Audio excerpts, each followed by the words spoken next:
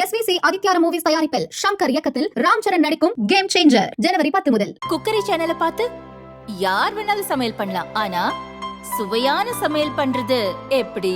நான் இதயம் நல்லெண்ணெயில சமையல் பண்றேன். ஆஹா ஓஹோன்னு பாராட்டுறாங்க. நீங்களும் இதயம் நல்லெண்ணெயில சமையல் பண்ணுங்க, பாராட்ட வாங்குங்க. தினம் தோறும் வாங்குவே இதயம். 1998 நடந்த கோவை தொடர் குண்டுவெடிப்பு சம்பவத்திற்கு பிறகு அந்நகரில் பயங்கரவாத செயல்பாடுகளில் யாராவது ஈடுபடுகிறார்களா என புலனாய்வு அமைப்புகள் தீவிரமாக கண்காணித்து வருகின்றன. 2022 கோவையில் நடந்த கார் குண்டுவெடிப்புக்கு பிறகு கோவை போலீசில் பயங்கரவாத தடுப்பு பிரிவு ஏற்படுத்தப்பட்டது. பீகார் மாநிலத்தில் இருந்து துப்பாக்கி ஒன்றை கோவையைச் சேர்ந்த சிலர் வாங்கியிருப்பதாக கோவை பயங்கரவாத தடுப்பு பிரிவு போலீசாருக்கு சில நாட்களுக்கு முன் தகவல் வந்தது. இதைத் தொடர்ந்து போலீசார் ரகசியமாக விசாரணை நடத்தினர்.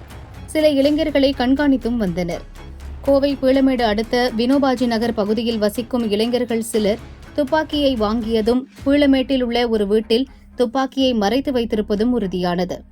அதைத் தொடர்ந்து பயங்கரவாத தடுப்பு பிரிவு போலீசார் மற்றும் பீளமேடு போலீசார் வினோபாஜி நகரில் சந்தேகத்திற்கிடமான அந்த வீட்டுக்குள் அதிரடியாக நுழைந்து சோதனை நடத்தினர். அந்த வீட்டில் துப்பாக்கி மற்றும் 6 தோட்டாக்கள் இருந்தது கண்டுபிடிக்கப்பட்டது. துப்பாக்கி மற்றும் தோட்டாக்களை பறிமுதல் செய்தனர்.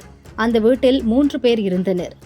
சேரன் மாநகர் பகுதியைச் சேர்ந்த 22 வயது மணிகண்ட பிரபு, காலப்பட்டி அடுத்த காப்பிக்கடை பகுதியைச் சேர்ந்த 23 வயது ஹரிஸ்ரீ மற்றும் பீகார் மாநிலத்தைச் சேர்ந்த 22 வயது குந்தன்ராஜ் என்பது தெரியவந்தது. மூவரையும் போலீசார் கைது செய்து விசாரித்தனர்.